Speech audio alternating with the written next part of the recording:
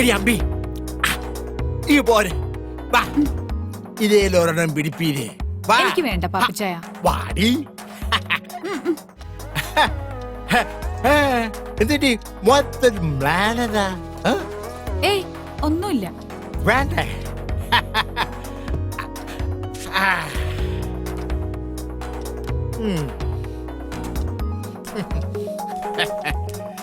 പാപ്പച്ചായൻ എന്നെ എന്നാ വിളിച്ചേ? അമ്പീന്ന് നിനക്ക് ഇഷ്ടായില്ലേ? എന്റെ ഭർത്താവ് എന്നെ അമ്പീന്നാ വിളിക്കുന്നേ. അതെന്നാടി പെണ്ണെ, നിന്റെ ഭർത്താവിന് മാത്രം ആ പേര് അങ്ങോട്ട് എഴുതി തന്നിരിക്കുകയായിരുന്നു. അരുത്, അദ്ദേഹത്തെ വെറുതെ വിട്ടേക്ക. അതും ഇതും എന്റെ സ്വകാര്യതയാ. അതൊക്കെ പോട്ടെ. നിന്റെ ഈ ഭർത്താവ് ഗൾഫിൽ പോയിട്ട് എത്ര ആളായി? 3 വർഷം. ശ്രീധരൻ ചേട്ടൻ നിർബന്ധിച്ചപ്പോ ഞാൻ തെറ്റി ശരി നോക്കിയില്ല. ഇത്രയും നാള് മനസ്സിൽ വെച്ചിരുന്നത് ശമിപ്പിക്കണം, അത്രേ ഉദ്ദേശിച്ചുള്ളൂ. അത് പിന്നെ 4 ദിവസം നിന്നേ പറ്റൂ, എല്ലാം ഭദ്രമായിരിക്കുമെന്ന് ശ്രീധരൻ ചേട്ടൻ എന്നോട് പറഞ്ഞപ്പോ ചില ദിവസങ്ങളിൽ മടുപ്പ് അനുഭവിക്കുമ്പോ എന്റെ കൂട്ടുകാരിയുടെ വീട്ടിൽ പോയി നിൽക്കാറുണ്ട്. അങ്ങനെ ഒരു കള്ള എന്റെ ഭർത്താവിന്റെ അമ്മയോട് പറഞ്ഞു.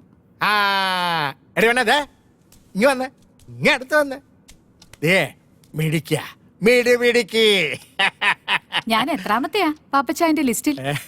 ഇതിന്റെയൊക്കെ ലിസ്റ്റ് ആര് നോക്കുന്നത്? കള്ളൻ. പെണ്ണെ നീ അപ്പൊ പോയല്ലേ? അതെ, ഉച്ചയ്ക്ക് മുന്നേ വീട്ടിലെത്തണം, അല്ലെങ്കിൽ ഞാൻ പാപ്പച്ചായന്റെ കൂടെ വരേണ്ടി വരും.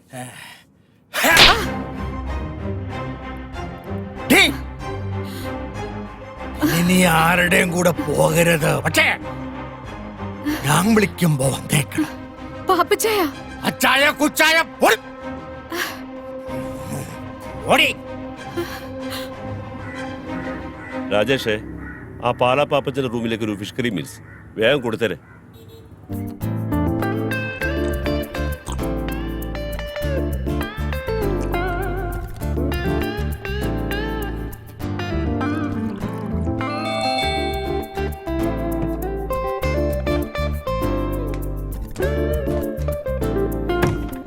ആ ചേട്ടനാ, വാ ഓരോന്നൊഴിക്കട്ടെ. തുടങ്ങിയോ? ഇരിക്കെ.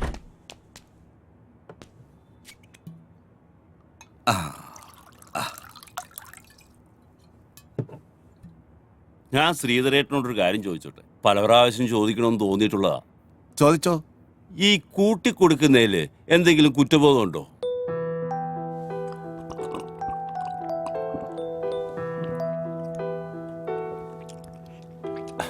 അല്ല, ഞാൻ ചോദിച്ചെന്നേ ഉള്ളൂ. ഇല്ല, ഒരു കുറ്റബോധവും ഇല്ല. ജീവിക്കണം, കൂടെ ഉള്ളവർ ജീവിപ്പിക്കണം. എന്റെ മോടെ പഠിപ്പ് മുടങ്ങരുത്. അങ്ങനെ ചിന്തിച്ചാൽ എവിടാ കുറ്റബോധം?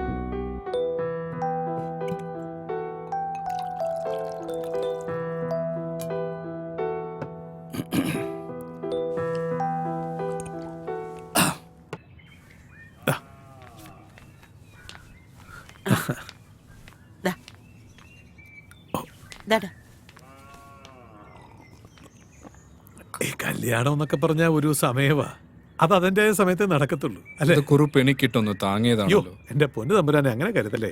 ജ്യോത്സ്യപ്രകാരം അങ്ങനെ ഒരു ചൊല്ലുണ്ടല്ലോ, അതുകൊണ്ട് പറഞ്ഞതാ.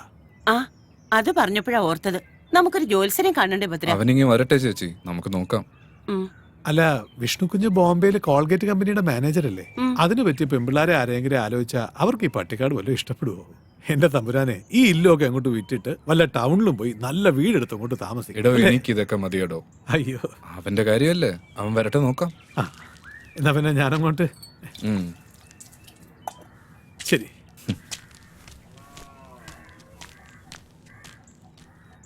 പാവം, ഇവിടുന്ന് കിട്ടുന്നതുകൊണ്ടാ അയാളുടെ കുടുംബം കഴിയുന്നത്. ചേച്ചി ഒന്നും കൊണ്ടും വിഷമിക്കണ്ട, അവൻ അറിയിക്കണതിലും കൂടുതൽ ഞാൻ കൊടുക്കുന്നുണ്ട്. അതല്ലേ അവൻ നോക്കിയും കണ്ടുമൊക്കെ ഇവിടെ നിൽക്കുന്നത്.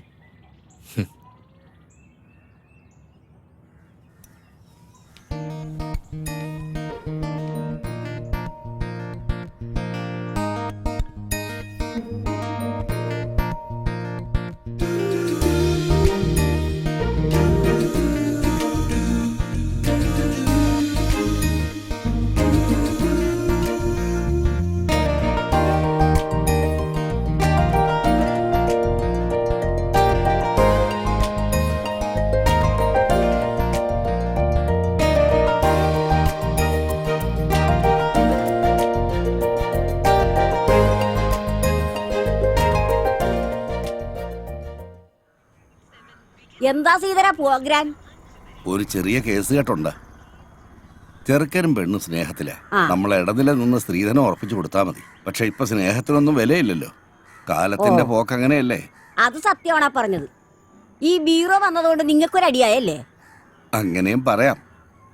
അറിയാവുന്ന തൊഴിലല്ലേ ചെയ്യാൻ പറ്റൂ. എടാ സീതര, ഉം. എങ്ങനെയാണ് നിന്റെ പോലീസിന് ജോലി പോയത്? അതൊക്കെ വലിയ കഥയാ, പിന്നെ പറയാം. ഓ,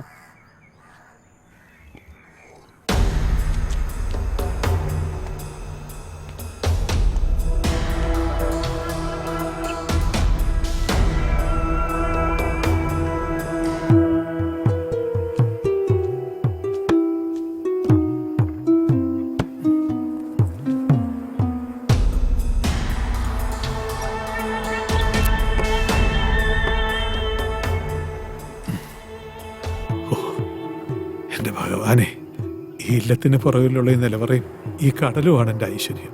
കാത്തോളണേ. ഒന്നുമില്ലല്ലോ ഇത്.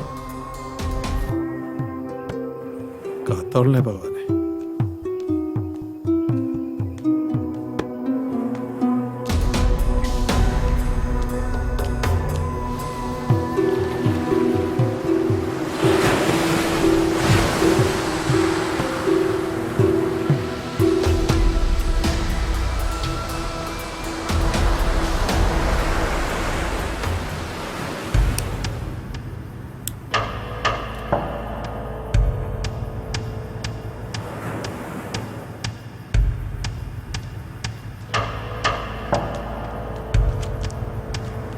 മുതലാളി, ആ എടോ കുറുപ്പേ, എന്തോ?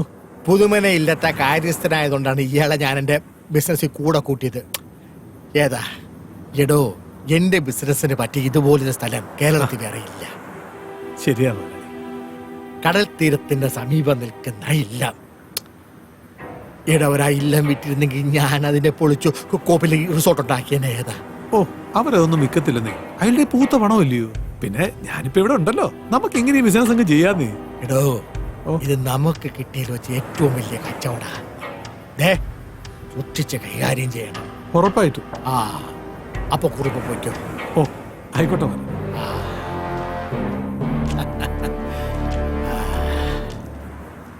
കുറുപ്പ്. അറിയാം. മുതലാളിക്ക് എന്നാ ഇവനുമായിട്ട് ഇടപാട്? അയ്യേ മാത്യു, മത്തങ്ങ തലയാ. എടാ മണ്ട, നീ എന്നെ പറ്റി എന്നാ കരുതിയേ? എടാ, ഞാൻ ഈ നാട്ടിൽ വരുന്നത് പെണ്ണ് പിടിക്കാൻ വേണ്ടി മാത്രമാണെന്നാ? മണ്ട, എടാ നമ്മുടെ മൂന്നാറിലെ എസ്റ്റേറ്റിന്നെ ഞാനേ ആ ബ്രൗൺ ഷുഗർ ഇങ്ങോട്ട് കൊണ്ടുവരും. അതെ, ഇപ്പൊ പോയില്ലേ കൃഷ്ണക്കുറുപ്പ്, അവന്റെ കയ്യിലോട്ട് അങ്ങോട്ട് കൊടുക്കും.